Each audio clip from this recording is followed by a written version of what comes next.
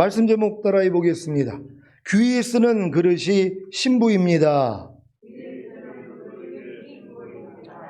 여러분은 십자가 복음을 듣고 예수님을 자신의 구세주로 믿고 영접함으로 구원과 영생을 얻은 후에 죄사함과 의롭다함이 실제가 되어 거듭나는 영의 구원을 얻었습니까? 또한 아버지의 정한 때가 이르러 율법에서 벗어나 성령 세례를 받음으로 생명을 주시는 영이 되신 주님을 마음에 모신 하나님의 아들이 되어 하나님의 모든 것을 누리고 계십니까? 하나님의 모든 것을 누리는 것이 무엇입니까? 바로 예수 그리스도를 누린다는 것입니다. 요한복음 16장 15절입니다. 다 같이 읽습니다. 시작. 무릇 아버지께 있는 것은 다 내 것이라. 그러므로 내가 말하기를 그가 내 것을 가지고 너희에게 알리리라 하였노라. 아멘. 여러분은 예수 그리스도를 누리고 계십니까? 어떤 예수 그리스도를 누리고 계십니까? 지혜와 의로움과 거룩함과 구속함이 되신 예수 그리스도를 누리고 계십니까? 부요함과 강건함과 축복과 성공과 생명과 형통함이 되신 예수 그리스도를 누리고 계십니까? 모든 말씀이신 예수 그리스도를 누리고 계십니까? 이러한 누림은 성령 세례가 임하여 마음의 할례가 이루어지므로 여러분의 마음이 그리스도의 마음이 될 때 비로소 성령님이 여러분에게 알려주심으로 이루어지는 것입니다. 요한복음 16장 15절입니다. 다 같이 읽습니다. 시작. 무릇 아버지께 있는 것은 다 내 것이라. 그러므로 내가 말하기를 그가 내 것을 가지고 너희에게 알리리라 하였노라. 아멘. 누가 예수님의 것을 가지고 여러분에게 알린다고요? 바로 성령님이십니다. 물론 여러분이 거듭난 후에도 성령님이 예수님의 것을 가지고 여러분에게 알리셨지만 예수님의 것이 온전히 여러분의 것이 되지 못했습니다. 왜냐하면 여러분의 마음이 만물보다 거짓되고 심히 부패한 마음이기에 아무리 성령님이 예수님의 것을 알려주셔도 예수님의 것이 온전히 여러분의 것이 될 수가 없었던 것입니다. 지혜와 의로움과 거룩함과 구속함이 되신 예수 그리스도와 부요함과 강건함과 축복과 성공과 생명과 형통함이 되신 예수 그리스도와 모든 말씀이신 예수 그리스도를 누리지 못했던 원인을 아시겠습니까? 만물보다 거짓되고 심히 부패한 여러분의 마음 때문입니다. 이 마음 안에다 항상 기뻐하라는 말씀을 심으려 하니, 쉬지 말고 기도하라는 말씀을 심으려 하니, 범사에 감사라는 말씀을 심으려 하니 아무 소용이 없었던 것입니다. 아무리 맛있고 좋은 음식을 주고 싶더라도 더러운 오물이 묻은 그릇에 담지 않는 것과 같이 하나님도 만물보다 거짓되고 심히 부패한 마음 안에다 자신의 지혜와 의로움과 거룩함과 구속함과 부요함과 강건함과 축복과 성공과 생명과 형통함과 모든 말씀이신 예수 그리스도를 주실 수 없는 것입니다. 그래서 거듭난 하나님의 자녀들에게 만물보다 거짓되고 심히 부패한 마음을 스스로 깨끗하게 만들어 보라고 거룩하고 의롭고 선한 율법을 주셨던 것입니다. 결국 율법을 통해 자신이 만물보다 거짓되고 심히 부패한 마음을 스스로 깨끗하게 할 수 없음을 깨닫고 예수님을 통해 자신이 율법으로 말미암아 율법을 향하여 죽음으로 하나님의 의가 되는 사실이 믿어질 때 비로소 하나님의 은혜로 깨끗한 마음이 되는 것입니다. 이것이 바로 성령 세례입니다. 거듭남을 통해 새 영을 창조하시고 성령 세례를 통해 새 마음을 창조하신 아버지 하나님을 찬양합니다. 디모데후서 2장 20절 21절입니다. 제가 먼저 읽습니다.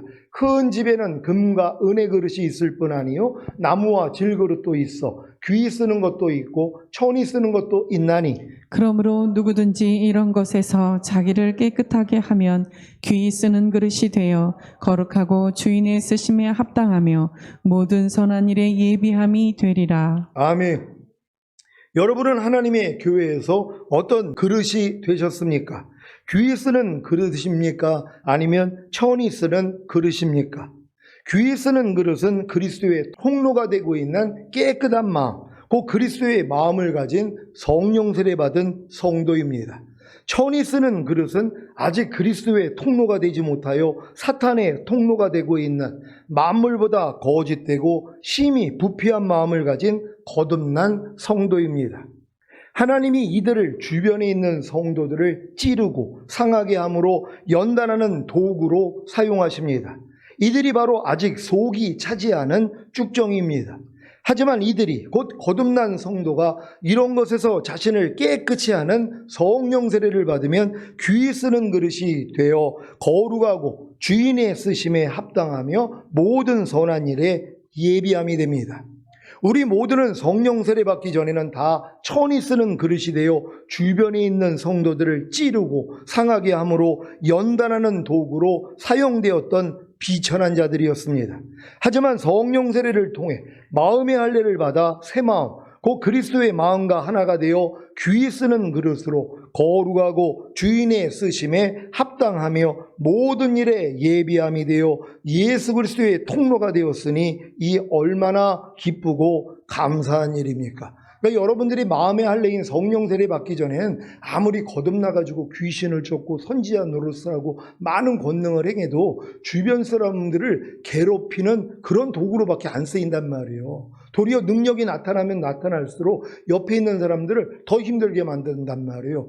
거듭나가지고 막 방언이 터지고 은사를 받으니까 아무리 교회를 오래 다녀도 방언 못하는 사람에게 아니 당신 그렇게 오래 교회 다녀도 방언도 못해? 나는 1년 만에 난 방언을 하잖아. 이것 좀 봐.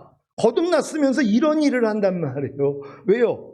아직 마음의 할례가 이루어지지 않았기 때문이란 말이에요. 그러니까 거듭나가지고 아무리 은사가 나타나고 충성 봉사하고 하나님께 많은 걸 드려도 내 주변에 있는 사람들이 그 사람 때문에 힘들어진단 말이에요. 왜? 당신 기도 지금 몇 시간 하는데 아니 요즘 기도할 시간이 어딨어? 아니 살기도 바쁜데 아니 교회를 다녔으면 기도를 해야지. 나는 지금 거듭나자마자 3시간씩 기도를 해. 아니 당신은 왜 기도를 안 하는 거야? 그리고 당신 금식해? 아니 나는 수시로 금식을 해. 왜 금식을 안 하는 거야? 기도와 금식 외에는 이런 유가 나가지 못한다 그랬잖아. 자, 이런 일에 도구로 쓰임을 받는단 말이에요. 왜요? 아직 마음이 그리스도 마음이 되지 않았기 때문에. 그리스도 마음이 되면 뭐예요? 상한 갈대를 꺾지 않고 꺼져가는 심지를 끄지 않는 이런 마음이 되잖아요. 그러니까 주변에 있는 사람들의 부족함을 보면은 불쌍히 여기는 마음이 나온단 말이에요. 그걸 이해해주고 상한 갈대를 꺾지 않고 꺼져가는 심지를 끄지 않는 이런 마음이 돼야 되는데 근데 이건 주님 마음이 될 때 비로소 시작이란 말이에요. 그러니까 아무리 교회를 오래 다녀도 내가 주님 마음 되기 전에는 옆에 있는 사람들을 힘들게 하는 그런 나쁜 그릇, 천이 쓰는 그런 그릇이에요. 어떤 그릇이라고요? 천이 쓰는 그릇이에요. 옆에 있는 사람을 연단하는 도구로 쓰는 거예요. 제가 처음 거듭나가지고 하나님 은혜 받고 막 변화가 되는데 결혼한 다음에 아니 우리 집사람은 저보다 좀 덜 변화가 되는 거예요. 그러니까 내가 이제 기도를 한 거예요. 하나님 앞에. 아니 하나님 난 이렇게 빨리 변화가 되는데 아니 저 사람은 왜 이렇게 변화가 안 되는 거예요. 이렇게 얘기를 했더니 나는 네 아내가 그렇게 나올 때 네 안에서 오래 참음이야. 난 네 아내가 그렇게 나올 때 네 안에서 사랑이야. 허물을 덮는 사랑이야. 너 변화시키려고 내가 네 아내를 사용한다는 거예요. 난 깜짝 놀란 거예요. 아니 난 상대를 변화시켜달라고 기도를 했더니 하나님이 나는 그 상대를 통해서 네가 변화되기를 원한다는 거예요. 여러분 우리가 신앙생활 오래 하다 보면은요 상대의 티가 다 보입니다. 말 하나 행동 하나 아이고 저 사람 또 믿음으로 행하지 않고 또 보는 대로 행하고 또 듣는 대로 행하네. 아니 교회를 저렇게 오래 다녔으면서 그렇게 은혜와 덕 있는 말만 하라고 그래도 저렇게 쓸데없는 말 은혜되지 않는 말 저런 말이나 하고 있어. 이게 다 보인단 말이에요. 그러니까 뭐예요? 겉으로는 안 하지만 속으로 아유 참 교회 다녀도 소용도 없어. 이런 막 이제 나쁜 마음들이 나온단 말이에요. 하나님 그 일을 왜 허락하신다고요? 여러분 들보 뽑으라고요. 그러니까 상대의 티가 보인다는 건 뭐예요? 내 안에 들보가 있는 거예요. 상대의 티를 볼 때마다 용서해 주면 뭐예요? 내 안에 있는 들보가 없어져 버려요. 그럼 나중에는 긍휼만 나가요. 상대의 부족한 모습이 오면 하나님 저분을 축복합니다. 하나님 아직 부족해서 그렇죠. 하나님 날 이렇게 변화시켜 준 거죠. 저 사람도 빨리 변화시켜 주세요. 하나님 축복합니다. 이 마음이 나온단 말이에요. 그러니까 이 사람은 뭐예요? 사람들이 좋아하죠. 왜? 축복만 나가니까. 근데 뭐예요? 은혜 받았다고 그냥 밤날 지적만 하는 거예요. 왜 이렇게 은혜와 덕 있는 말만 안 하세요? 아니 좀 그냥 경건하고 좀 거룩하게 살아야죠. 왜 이렇게 농담을 해요? 그러면 안 되죠. 그러니까 이 사람 주위에는 사람이 안 오는 거예요. 왜? 지적당하는 걸 누가 좋아하냔 말이에요. 근데 이제 마음이 주님 마음 되면 주님은 상한 갈대를 꺾지 않으세요. 우리는 상한 갈대를 보면은 뭐예요? 꺾어버리고 싶은 마음이 나와. 근데 주님은 뭐예요? 싸매 주세요. 꺼져가는 심지가 내 눈을 따갑게 하거든요. 그러니까 우리는 이 심지를 잘라버리려고 그런단 말이에요. 왜? 내 눈 안 따갑게 하려고. 근데 주님은 뭐예요? 심지를 잘 만들어가지고 기름을 버져서 잘 붓게 만드세요. 이게 주님 마음이란 말이에요. 그러니까 이런 마음으로 우리가 변화가 되니까 뭐예요? 옆에 있는 사람들이 놀리는 거예요. 당신을 보니까 진짜 주님을 보는 것 같아. 이런 얘기를 들어야 되는 거예요. 근데 교회를 그렇게 오래 다녔는데 아니 당신을 보니까 꼭 마귀를 보는 것 같아. 아니 이런 얘기를 듣는 사람이 얼마나 많이 있냔 말이에요. 왜요? 사람들이 또 마귀 짓 하는 거 금방 알아요. 아니 저 사람 또 교회 갔다 와서 은혜 받고 나니까 또 저렇게 마귀 모습이 나오네. 이런 일들이 얼마나 많이 있냔 말이에요. 그러니까 내 행위로 인해서 하나님의 영광을 가리고 있는 모습들, 이거 우리가 회개해야 된단 말이에요. 그래서 우리 마음이 이제 주님 마음이 되면 주님 마음이 나를 통해 흘러나와서 우리가 하나님의 영광과 찬송이 된다는 걸 믿는 여러분 되시기를 바랍니다. 자, 물론 성령 세례를 통해 마음의 할례를 받아 새 마음, 곧 그리스도의 마음과 하나가 되어 귀히 쓰는 그릇이 되었어도 죄의 몸이 살아있기에 육신대로 살면 반드시 죽는 경험을 하실 것입니다. 하지만 이 경험을 통해 육신대로 살지 않고 도리어 영으로서 몸의 행실을 죽임으로 사는 경험을 한다면 무릇 하나님의 영으로 인도함을 받는 그들은 곧 하나님의 아들이라는 말씀이 이루어지는 것입니다. 무릇 하나님의 아들들은 더 이상 육신에게 져서 육신대로 살지 않고 도리어 영으로서 몸의 행실을 죽이기에 하나님의 영으로 인도함을 받습니다. 그래서 예수 그리스도로 사는 것입니다. 여러분은 하루 동안에 얼마만큼을 예수 그리스도로 사십니까? 이것은 자기 자신으로 사는 것을 발견하여 부인하고 버리고 죽이는 것만큼만 이루어지는 것입니다. 여러분도 여러분 안에 예수 그리스도가 사십니까? 하루 동안에 그러니까 예수 그리스도가 나를 통해 나타나는 게 주님이 내 안에서 사시는 거란 말이에요. 근데 이거는 내가 주님으로 살지 않는 모습을 발견해서 내가 주님으로 살지 않는 모습을 버리는 것만큼만 주님이 산단 말이에요.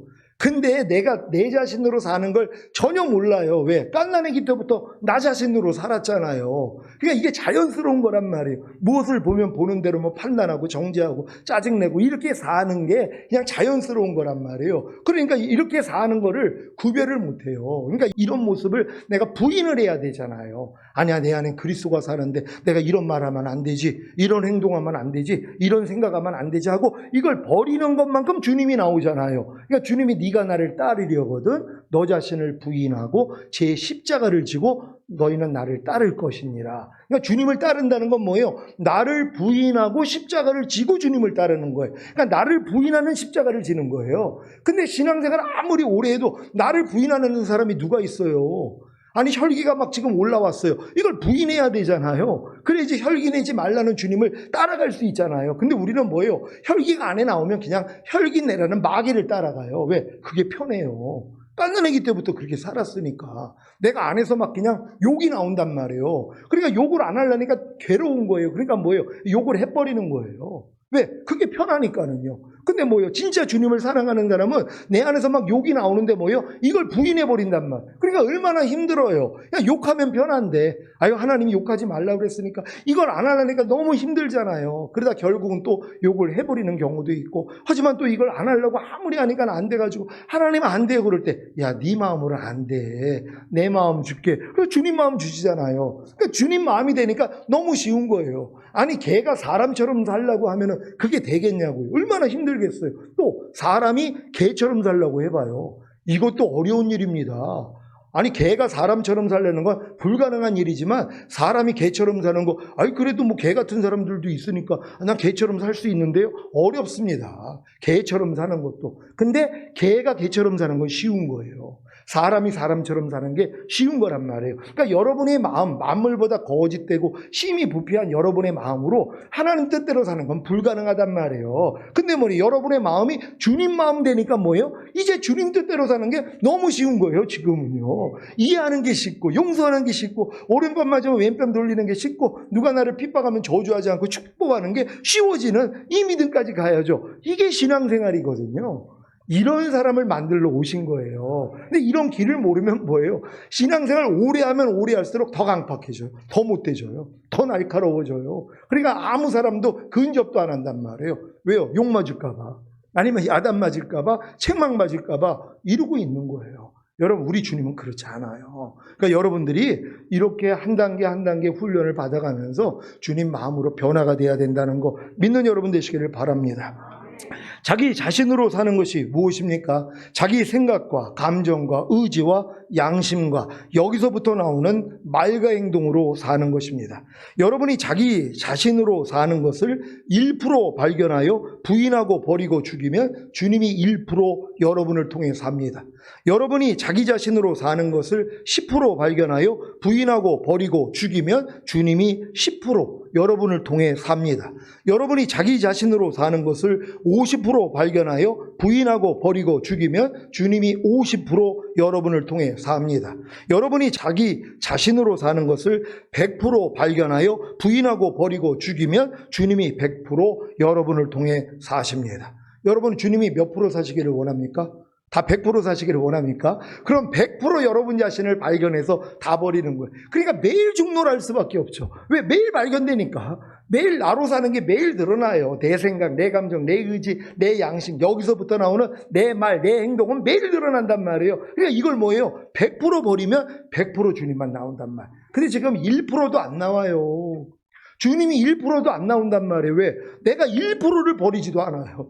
내 자신을 1%도 버리지 않는단 말이에요. 내 생각, 내 감정, 내 의지, 내 양심, 내 말과 내 행동을 1%만 버려도 주님이 1% 나올 수 있는데 안 버려요. 왜? 우린 내 걸 사랑하거든요. 염려하는 나를 사랑해요. 불평하는 나를 사랑해요. 욕하는 나를 사랑해요. 짜증내는 나를 사랑해요. 절대로 포기 안 합니다. 그러니까 평생 신앙생활을 해도 주님이 나를 통해 나올 기회가 없는 거예요. 그러니까 주님이 안에서 아주 답답하시죠. 떠나지 않으시는 게 다행이죠. 너무 답답하면 그냥 취급을 안 해주니까 떠나실 텐데 떠나지도 않고 끝까지 지금 우리 문을 두드리잖아요. 볼지어다 내가 문 밖에 서서 문을 두드리노니 누구든지 내 음성을 듣고 문을 열며 내가 들어가 너와 더불어 먹고 너는 나로 더불어 먹으리라 해서 주님이 613가지의 말씀으로 두드려 주신단 말이에요. 항상 기뻐하는 말씀으로 얼마나 두드렸습니까? 문 여는 사람이 누가 있냔 말이에요. 항상 기뻐하지 말라는 마귀에 대해서는 그냥 바로 문을 열어버리죠. 짜증내라는 마귀에 대해서는 바로 문을 열어버리죠. 미워하라, 판단하라, 정죄하라, 바로 문을 열어버린단 말이에요. 근데 미워하지 말라는 말씀이 아무리 두드려도 뭐예요? 귀뚱으로 듣죠. 그냥 세워놓고 있는 거예요. 아무리 밤이 맞도록 주님이 문을 두드려도 내가 문을 안 연단 말이에요. 이게 교회 다니는 사람들의 모습이란 말이에요. 그래놓고 주님이 오시면 휴거가 된다고요? 말도 안 되죠. 주님을 밤날 문 밖에다 세워놓고 있는 사람들이 어떻게 주님이 오실 때 휴거가 되냔 말이에요. 휴거되는 분들은요, 어떤 주님에 대해서 문을 그냥 여는 거예요. 그냥 이해하라 그러면 아멘 하고 그냥 이해하는 거예요. 용서하라 그러면 아멘. 항상 기뻐하라 아멘. 억지로 오래 가지면 심리 가죠. 아멘. 아멘만 한단 말이에요. 왜? 그분을 사랑하기 때문이에요. 여러분, 주님 사랑하십니까? 그렇다면 주님의 모든 말씀에 대해서 문을 그냥 여시란 말이에요. 마귀에 대해서는 좀 문을 닫고 주님에 대해서는 문을 여는 이 훈련을 하셔야 된단 말이에요. 주님에 대해서는 개방성, 마귀에 대해서는 폐쇄성이요. 근데 이걸 거꾸로 살잖아요. 마귀에 대해서는 개방성이에요. 염려해라 그러면 염려하잖아요. 그냥 불평하라 그러면 불평하고 짜증내라 그러면 짜증내고 아주 개방해요. 근데 주님에 대해서는 폐쇄성, 아주 그냥 문을 딱 닫고 있죠. 아무리 염려하지 마라 그래도 사람이 어떻게 염려를 안 해요? 이러고 있어요. 주님이 야 미워하지 마라. 아니 사람이 어떻게 미워를 안 해요? 그리고서 뭐예요? 내 문을 아주 꽉 닫고 있단 말이에요. 여러분이 이걸 바꾸셔야 돼요. 주님에 대해서는 개방성, 마귀에 대해서는 폐쇄성을 가질 수 있는 여러분 되시기를 바랍니다. 왜 사도 바울이 나는 매일 중노라고 했는지 이해가 되십니까? 매일 매순간 주님과 똑같지 않은 자기 자신으로 사는 것을, 즉 자기 생각과 감정과 의지와 양심과 여기서부터 나오는 말과 행동으로 사는 것을 발견하여 죽인 것입니다. 그래야 주님으로 살 수 있기 때문입니다. 이 노력을 하지 않으면 아무리 오랫동안 신앙생활을 해도 주님이 나타나지 않습니다. 여전히 자신만 나타나기 때문입니다. 사실 전인구원을 얻어 온 영과 혼과 몸으로 주님과 하나가 되어 내조합의를 이루었다고 해도 때에도 하나님의 모든 말씀 하나하나가 자신과 이미 하나가 된 사실을 믿어도 매일 매순간 자기를 부인하지 않으면 주님이 나타나지 않습니다. 그래서 주님이 이 말씀을 제자들에게 하신 것입니다. 마태복음 16장 24절입니다.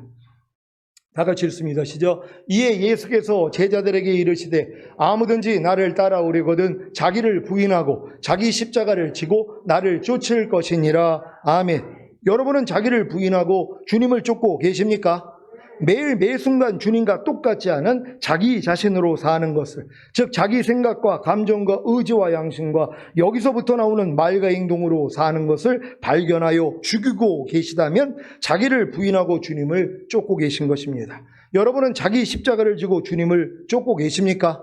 매일 매순간 죄에 대하여 죽고 의를 위해 살고 계시다면 자기 십자가를 지고 주님을 쫓고 계신 것입니다. 그래서 이 복을 받는 것입니다. 요한복음 12장 26절입니다.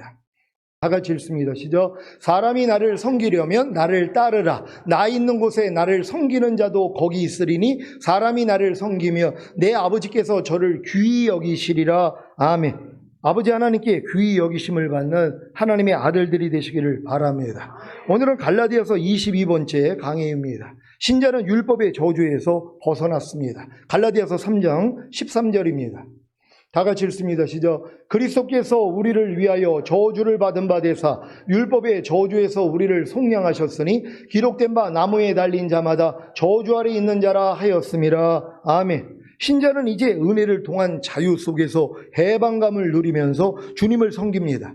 이것은 강요나 형벌의 위협에 의해서가 아니라 그처럼 크신 구원을 주신 데 대한 감사와 마음으로부터 우러나는 사랑에 의해서입니다.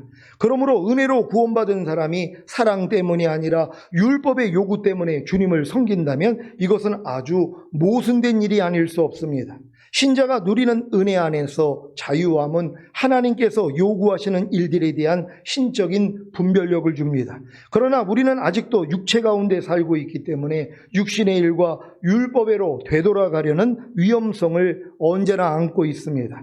이것은 갈라디아 성도들에게 있어서도 마찬가지였습니다. 바울은 이 갈라디아 성도들이 율법주의 선생들의 잘못된 가르침을 받아 다시 구약시대의 규례와 율법과 안식일 준수와 계명들에게로 돌아가려는 것을 보고 아주 놀랐습니다. 그리하여 바울은 그들에게 이렇게 권고하고 있습니다. 갈라디아서 5장 1절입니다. 다 같이 읽습니다. 시작. 그리스도께서 우리로 자유케 하려고 자유를 주셨으니 그러므로 굳세게 서서 다시는 종의 멍에를 매지 말라. 아멘. 그리고 7절에서 바울은 다음과 같이 묻고 있습니다. 너희가 다름질을 잘 하더니 누가 너희를 막아 진리를 순종치 않게 하더냐. 사도 바울은 너희가 은혜로 구원받았으니 이제 율법을 지켜야 한다고 경건한 척 말은 하지만 실제는 거짓된 이 선생들은 누구냐. 그들은 하나님께로부터 보내심을 받은 자들이 아님을 너희가 확실히 알 수 있다고 말합니다. 비록 그들이 말을 멋지게 하고 복음에 대해서도 많은 말을 하지만 그것은 은혜의 메시지가 아닙니다. 다음과 같은 바울의 말에 주목하기 바랍니다. 갈라디아서 5장 8절입니다. 다 같이 읽습니다. 시작. 그 권면이 너희를 부르신 이에게서 난 것이 아니라. 아멘. 율법의 행위를 가르치는, 즉 율법과 은혜를 혼합시키는 가르침은 주님께로부터 온 것이 확실히 아니라고 사도 바울은 말하고 있습니다. 왜냐하면 은혜의 행위를 조금이라도 더하는 것은 은혜를 완전히 망치는 것이 되기 때문입니다. 만일 율법의 행위가 구원과 조금이라도 관계가 있다면 사람들은 구원을 위해서 율법 전체를 온전히 지켜야 하며 계속해서 지키지 않으면 안 될 것입니다. 그러나 지극히 작은 행위일지라도 그것은 은혜를 은혜답게 못하게 합니다. 그래서 바울은 계속해서 다음과 같이 말하고 있습니다. 갈라디아서 5장 9절입니다. 다 같이 읽습니다. 시작. 적은 누룩이 온 덩이에 퍼지느니라. 아멘. 성경에서 누룩은 언제나 악, 곧 도덕적이거나 교리적인 악과 연관되어 있습니다. 이 경우에 있어서 누룩은 악한 교리, 즉 은혜의 행위를 첨가시키는 것을 가리킵니다. 바울은 이러한 잘못된 교리를 매우 심각하게 생각했기에 그에 대해 다음과 같이 엄중한 말로 경고하고 있습니다. 갈라디아서 5장 10절로 12절입니다. 제가 먼저 읽습니다. 나는 너희가 아무 다른 마음도 품지 아니할 줄을 주 안에서 확신하노라. 그러나 너희를 요동케 하는 자는 누구든지 심판을 받으리라. 형제들아, 내가 지금까지 할례를 전하면 어찌하여 지금까지 핍박을 받으리요? 그리하였으면 십자가에 거치는 것이 그쳤으리니. 다 같이 너희를 어지럽게 하는 자들이 스스로 베어버리기를 원하노라. 아멘. 이러한 사도 바울의 말은 참으로 강력한 말입니다. 이 구절은 이렇게 번역될 수 있습니다. 나는 너희 가운데 문제를 일으키는 그들이 스스로 자신들을 베어버리기를 바란다.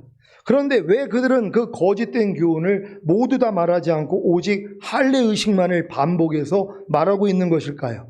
왜 그들은 당신은 희생제사와 헌물과 의식과 음식과 안식일과 성일에 관한 모든 규정들을 다 지켜야 한다고 말하고 있지 않는 걸까요? 그들이 오직 할례만을 문제 삼아 강조해서 말하는 것은 전략적인 계략일 뿐이고, 일단 갈라디아 교인들이 이 할례를 받아들이기만 하면 이제 그들은 자신들의 배경이 되는 다른 모든 잘못된 교훈들을 갈라디아 교인들에게 주입시키기 시작할 것입니다.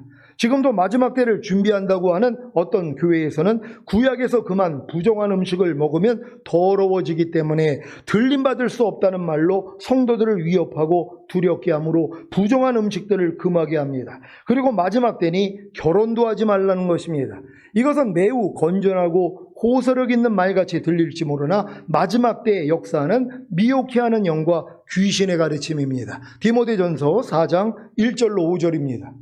제가 먼저 읽습니다. 그러나 성령이 밝히 말씀하시기를 후일에 어떤 사람들이 믿음에서 떠나 미혹해 하는 영과 귀신의 가르침을 쫓으리라 하셨으니 자기 양심이 화인 맞아서 외식함으로 거짓말하는 자들이라. 혼인을 금하고 식물을 폐하라 할 터이나 식물은 하나님이 지으신 바니 믿는 자들과 진리를 아는 자들이 감사함으로 받을 것이니라. 하나님의 지으신 모든 것이 선함에 감사함으로 받으면 버릴 것이 없나니. 다 같이 하나님의 말씀과 기도로 거룩하여짐이니라. 아멘. 말세를 당한 여러분은 믿음에서 떠나 미혹해 하는 영과 귀신의 가르침을 쫓아 혼인을 금하고 식물을 폐하는 미련한 자가 되지 마시기를 바랍니다. 지금 마지막 때 가까웠다고 결혼하지 말라는 거예요. 아이벤자가 화가 있다고 그랬으니까 결혼하면 안 된다. 성경은 뭐라고 그래요? 미혹해 하는 영과 귀신의 가르침이라는 거예요. 부정한 음식, 우리는 이제 휴거 돼야 되니까 부정한 음식, 구약에서 금했던 거 먹으면 안 됩니다. 돼지고기 먹으면 안 돼요. 그러니까는 뭐 또 선짓국 먹으면 안 돼요. 이걸 가르치고 있단 말이에요. 그게 무슨 피채로 먹는 거예요. 끓여서 먹는 건데요. 상관도 없는 얘기를 한단 말이에요. 그러니까 구약에서 얘기했던 부정한 음식을 먹지 말라는 거. 그러니까 듣기에는 뭐예요? 야, 그래, 우리가 주님 오실 때 신부가 돼야 되는데 부정한 음식 먹으면 안 되지. 구약에서 먹지 말라고 하는 거 안 먹어야지. 이러고 있단 말이에요. 이게 귀신의 가르침이에요. 여기 빠져버리면 뭐예요? 다른 거에 다 빠져버립니다. 그래서 휴거가 안 되는 거예요. 그러니까 여러분들 이런 미혹에서 벗어날 수 있는 여러분 되시기를 바랍니다. 최근에는 이단들이 방언을 하면 안 된다는 주장을 하기도 합니다. 방언은 이미 사도 시대에 그쳤고 지금 방언은 귀신이 주는 거라고 가르칩니다. 그래서 절대로 방언을 하면 안 된다는 것입니다. 이 가르침을 받고 성령님이 각 사람에게 유익하게 하려고 주신 방언을 그치면 방언을 주신 성령님을 거역하고 회방하고 소멸시키는 것입니다. 이게 성령 소멸죄예요. 하나님이 방언 은사를 주셔가지고 그렇게 충만히 했는데 방언 귀신이 주는 겁니다. 그거 다 폐해졌어요. 이 얘기를 한번 듣잖아요. 그래서 미혹이 됐어요. 방언을 안 한단 말이에요. 방언 주신 성령을 소멸해버리는 거예요. 이걸 모르고선 그걸 좋다고선 했던 방언도 안 하는 사람들이 얼마나 많이 있냔 말이에요. 고린도전서 12장 4절로 11절입니다. 제가 먼저 읽습니다. 은사는 여러 가지나 성령은 같고 튀김은 여러 가지나 주는 같으며 또 역사는 여러 가지나 모든 것을 모든 사람 가운데서 역사하시는 하나님은 같으니 각 사람에게 성령의 나타남을 주심은 유익하게 하려 하심이라. 어떤 이에게는 성령으로 말미암아 지혜의 말씀을, 어떤 이에게는 같은 성령을 따라 지식의 말씀을, 다른 이에게는 같은 성령으로 믿음을, 어떤 이에게는 한 성령으로 병 고치는 은사를, 어떤 이에게는 능력 행함을, 어떤 이에게는 예언함을, 어떤 이에게는 영들 분별함을, 어떤 이에게는 각종 방언 말함을, 어떤 이에게는 방언들 통병함을 주시나니 이 모든 일은 같은 한 성령이 행하사 그 뜻대로 각 사람에게 나눠 주시느니라. 아멘. 왜 적 그리스도들과 거짓 선지자들이 방언을 하지 못하게 하는지 이해가 되셨습니까? 방언뿐만입니까? 회개도 죄 자백도 하지 못하게 합니다. 그리고 마음껏 자유를 누리라고 하는 것입니다. 왜 이 짓을 한다고 했습니까? 성령님을 거역하고 회방하고 소멸시켜 더 이상 죄와 의와 심판에 대한 사역을 하지 못하게 만드는 것입니다. 그래야 멸망시킬 수 있기 때문입니다. 우리 모두는 타락하기 쉬운 사람들입니다. 하루에 일과를 마친 후 다음과 같이 정직하게 말할 수 있는 사람은 세상에 하나도 없습니다. 오늘 나는 생각과 말과 행동에 있어서 완전히 거룩한 삶을 살았다. 나는 오늘 하나님의 거룩한 법의 요구에 완전히 합치된 삶을 살았다. 나는 1분 1초도 허비하지 않았고 단 한 가지의 의무도 게을리하지 않았다. 나는 모든 행위에 있어서 최선을 다했고 내가 마땅히 해야 할 일을 하나도 남김없이 다 완수했으며 나에게 요구되는 것들을 모두 다 이행했다. 자신의 생각과 말과 행동을 아는 모든 사람은 자신이 최선을 다하여 거룩한 삶을 살려고 노력했지만 그래도 역시 부족했다고 고백할 것입니다. 이 때문에 죄를 사해 주시는 일이 예비되어 있는 것입니다. 요한일서 1장 9절입니다. 다 같이 읽습니다. 시작. 만일 우리가 우리 죄를 자백하면 저는 미쁘시고 의로우사 우리 죄를 사하시며 모든 불의에서 우리를 깨끗게 하실 것이요. 아멘. 여러분이 지은 죄를 자백하면 하나님은 미쁘시고 의로우사 여러분의 죄를 사하시며 모든 불의에서 여러분을 깨끗게 하신다는 사실을 믿으시기 바랍니다. 지은 죄를 자백함으로 죄를 사함받고 모든 불의에서 깨끗게 된 후에 무엇을 해야 합니까? 바로 성령님을 의지해야 합니다. 그래야 모든 죄에서 떠날 수 있습니다. 갈라디아서 5장 16절로 18절입니다. 제가 먼저 읽습니다. 내가 이르노니 너희는 성령을 쫓아 행하라. 그리하면 육체의 욕심을 이루지 아니하리라. 육체의 소욕은 성령을 거스리고 성령의 소욕은 육체를 거스리나니 이 둘이 서로 대적하므로 너희의 원하는 것을 하지 못하게 하려 함이니라. 다 같이 너희가 만일 성령의 인도하시는 바가 되면 율법 아래 있지 아니하리라. 아멘. 모든 신자들은 여전히 죄의 몸을 가지고 있기에 육체의 소욕이 있습니다. 하지만 성령의 소욕을 따르면 그 성령님을 의지하면 육체의 욕심을 이루지 않는 것입니다. 수많은 그리스도인들이 잘못 알고 있기 때문에 범하고 있는 무서운 실수는 하나님의 성령께 온전한 헌신과 복종 대신에 자신의 노력과 율법의 행위로서 승리의 삶을 살고자 한다는 것입니다. 그러나 바울은 이렇게 충고하고 있습니다. 갈라디아서 5장 16절입니다. 다 같이 읽습니다. 시작. 내가 이르노니 너희는 성령을 쫓아 행하라. 그리하면 육체의 욕심을 이루지 아니하리라. 아멘. 우리가 승리의 생활을 할 수 있는 희망은 율법의 행위나 우리의 선한 결심이나 의지에 있는 것이 아니라 성령님께 완전히 복종하고 순종하는 데 있습니다.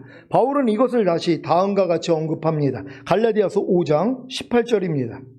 다 같이 읽습니다. 시작. 너희가 만일 성령의 인도하시는 바가 되며 율법 아래 있지 아니하리라. 아멘. 예수님의 죽으심을 통해 율법으로 말미암아 율법을 향하여 죽은 자만이 하나님의 의가 되어 하나님이 약속하신 성령, 그 성령 세례를 받음으로 성령의 인도하시는 바가 되어 율법 아래 있지 않게 된다는 사실을 믿으시기 바랍니다. 다음에는 육신과 성령 간의 뚜렷한 대조와 이에 대한 설명이 나와 있는데 갈라디아서 5장 19절은 이렇게 시작되고 있습니다.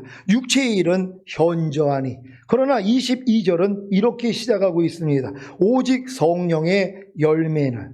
여기서 일과 열매라는 이 두 단어에 주목하기 바랍니다.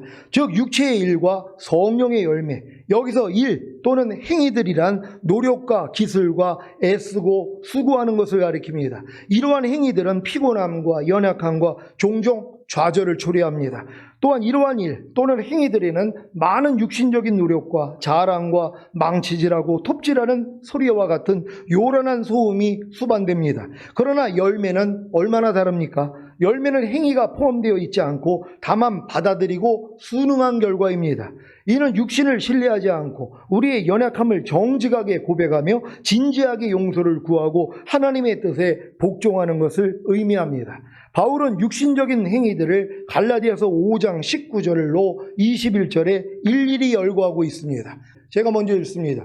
육체의 일은 연조하니 곧 음행과 더러운 것과 호색과 우상 숭배와 술수와 원수를 맺는 것과 분쟁과 시기와 분냄과 당짓는 것과 불리함과 이단과 다 같이 투기와 술 취함과 방탕함과 또 그와 같은 것들이라. 전에 너희에게 경계한 것 같이 경계하노니 이런 일을 하는 자들은 하나님의 나라를 유업으로 받지 못할 것이요. 아멘. 이러한 것들은 옛 성품의 행위들로서 성령을 쫓아 행하고 성령의 인도하심을 받으며 성령으로 삶으로써 극복되어져야 할 것들입니다. 우리가 하나님께 전적으로 굴복하게 되면 그 성령 세례를 받으면 다음과 같은 성령의 열매가 뒤따르게 됩니다. 갈라디아서 5장 22절 23절입니다. 제가 먼저 읽습니다. 오직 성령의 열매는 사랑과 희락과 화평과 오래 참음과 자비와 양성과 충성과 온유와 절제니 이 같은 것을 금지할 법이 없느니라. 아멘. 이것들은 열매들이 아니고 열매입니다. 육신의 일들은 복수형입니다. 바울은 그것들을 구체적으로 17가지로 나열하고 있습니다. 그러나 성령의 열매는 단수이며 다음과 같은 세 부류의 덕목들로 이루어져 있습니다. 첫째, 개인적인 열매입니다. 사랑과 희락과 화평. 이것들은 우리 자신의 주관적인 개인 생활과 관련이 있습니다. 둘째, 타인에게 미치는 열매입니다. 오래 참음, 자비, 양선. 이것들은 타인에 대하여 은혜롭게 대하는 우리의 태도를 말합니다. 셋째, 하나님께 대한 열매입니다. 충성, 온유, 절제. 이것들은 하나님께 대하여 은혜롭게 대하는 우리의 태도를 말합니다.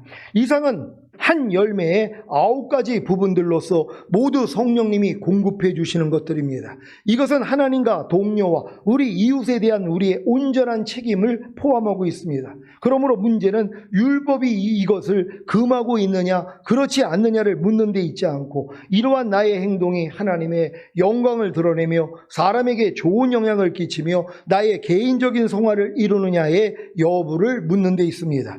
이제 육신을 통하여 시험이 다가오면 여러분은 십계명으로 달려가서 거기에 그것이 금지되어 있는지를 알아볼 필요가 없습니다. 다만 이것이 하나님을 영화롭게 해드리는 일인가? 이것이 나의 이웃에게 유익이 되는 일인가? 이것이 나의 영혼에 유익이 되는 일인가를 알아보면 되는 것입니다. 디도서 2장 14절입니다.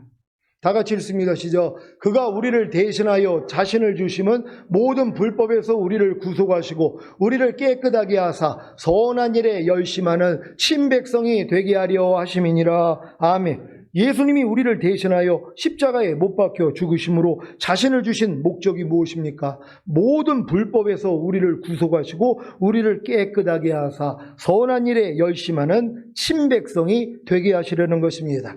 예수님의 사랑과 희생을 통해 모든 불법에서 구속받고 깨끗해짐으로 선한 일에 열심하는 친백성, 곧 자신을 깨끗하게 하여 귀히 쓰는 그릇이 되어 거룩하고 주인의 쓰심에 합당하며 모든 선한 일에 예비함이 되시는 주님의 신부가 되시기를 예수 그리스도의 이름으로 축원합니다.